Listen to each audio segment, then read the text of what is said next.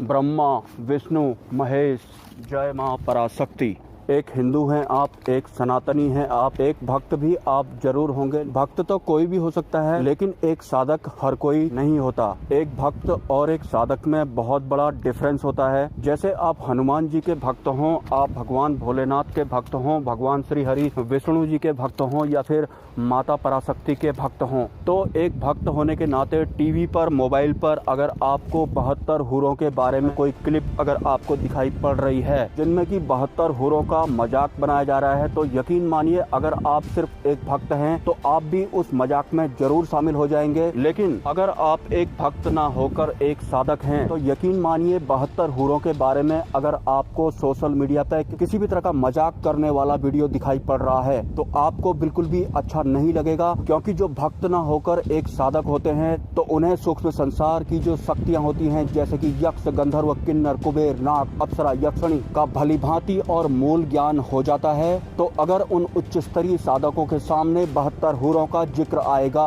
तो वो साधक 72 हुरों के बारे में किसी भी तरह का कोई मजाक बिल्कुल भी बर्दाश्त नहीं करेंगे। क्योंकि एक साधक को ये भली भांति पता होता है कि सूक्ष्म संसार की जो ये शक्तियां हैं, जैसे कि यक्ष, गंधर्व, किन्नर, कुबेर, नाग, अप्सरा, यक्षिणी, ठीक उसी तरह से ये 72 हुरें भी होती हैं। और ये भक्त और साधक वाला जो डिफरेंस होता है ये हम सनातनियों में भी होता है और इस्लाम या फिर अन्य धर्मों में भी होता है। तो इस्लाम में भी अगर कोई उच्च स्तरीय साधक होगा और उसे सोशल मीडिया पे हिंदू धर्म या फिर सनातन धर्म के बारे में किसी भी सूक्ष्म शक्ति का मजाक बनते हुए दिखाई पड़ रहा है, अगर वो भक्त होगा तो वो उस मजाक में शामिल हो जाएगा, और अगर वो साधक होगा तो वो बिल्कुल भी उस मजाक में शामिल नहीं होगा। क्योंकि वो जानता है कि 72 हुरें भी ठीक उसी तरह से एग्जिस्ट करती हैं जिस तरह से यक्ष, गंधर्व, किन्नर, कुबेर, नाग, अप्सरा, यक्षिणी करते हैं। इस बारे में बहुत पहले मैं अपने किसी एक वीडियो में बोलना चाहता था, लेकिन आज जाकर के मैं इस बारे में बात कर रहा हूं और इसके बारे में आगे मैं अभी और चर्चा करने वाला हूं। लेकिन उससे पहले एक भक्त और एक साधक में जो फर्क होता है उससे भी मैं आपका परिचय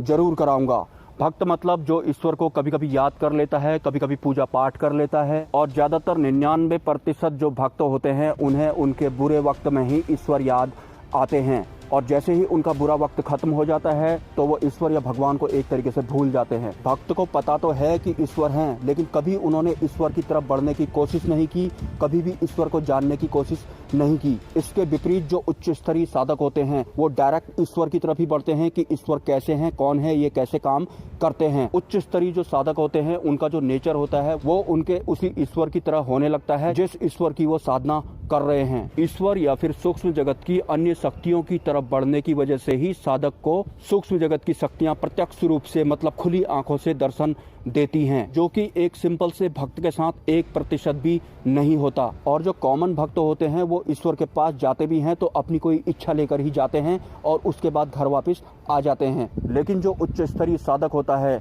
भले ही उसके हाथ से उसका ये संपूर्ण भौतिक शरीर ही क्यों ना निकल जाए, वो अपनी साधना से टस से मस नहीं होता। ईश्वर की तरफ डायरेक्ट बढ़ना और ईश्वर के प्रति इतने दृढ़ विश्वास के वजह से ही उसके समक्ष सूक्ष्म संसार की 3600 शक्तियां या फिर सिद्धियां खड़ी होने लगती हैं। और जिन गंधर्व, किन्नर, कुबेर, नाग, अप्सरा, यक्षिणी की बात मैं कर रहा हूं, और साधक अगर चाहता है कि जो यक्षिणी होती है, अप्सरा होती है, नाग होती है, वो पत्नी के रूप में सिद्ध हो, तो ये सूक्ष्म जगत की वो शक्तियां हैं, साधक जिस रूप में चाहे उन्हें उस रूप में सिद्ध कर सकता है। तो ठीक उसी तरह से जो 72 हुरें होती हैं वो भी सिद्ध होती हैं। हालांकि जो 72 हुरें होती हैं ठीक अप्सरा, यक्षिणी की तरह उन 72 हुरों को भी एक साधक माता, बहन या फिर कोई अन्य रिश्ते के साथ सिद्ध कर सकता है, और ये एक परम सत्य है। तो मेरा ये वीडियो देखने के बाद अगर आप एक सनातनी हैं तो फ्यूचर में कभी भी आपको अगर मोबाइल पे या फिर टीवी पे 72 हुरों के बारे में किसी भी तरह का कोई मजाक दिखाई पड़ रहा हो तो आप उसे इग्नोर जरूर करेंगे, भले ही आप एक साधक हों या फिर एक भक्त मात्र हों। और सूक्ष्म संसार की जो ये शक्तियां होती हैं, जैसे कि यक्ष, गंधर्व, अप्सरा, यक्षिणी, आप चाहें तो इन्हें पत्नी, माता, दोस्त के रूप में भी सिद्ध कर सकते हैं, और अगर आप चाहें तो इन्हें किसी पशु रूप में भी सिद्ध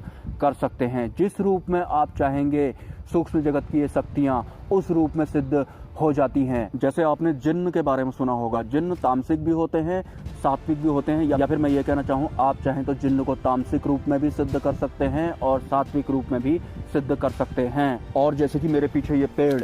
ये जो पेड़ आपको दिखाई पड़ रहे हैं ये लगभग 1000 साल पुराने तो जरूर होंगे, और 1000 साल से पुराने जो पेड़ होते हैं उनमें सूक्ष्म जगत की कॉमन शक्तियां या फिर सिद्धियां, जैसे कि अप्सरा, यक्षिणी, नाग या फिर वृक्ष वीरों का निवास होता है। और जिन वृक्ष वीरों की बात मैं कर रहा हूँ वो वास्तव में ये जो पेड़ होते हैं, ये जो वृक्ष होते हैं, इनके प्राण होते हैं, और मैंने वृक्ष वीर को अपनी इन खुली आंखों से देखा है। मिलते हैं नेक्स्ट वीडियो में। ब्रह्मा, विष्णु, महेश एंड जय मां पराशक्ति।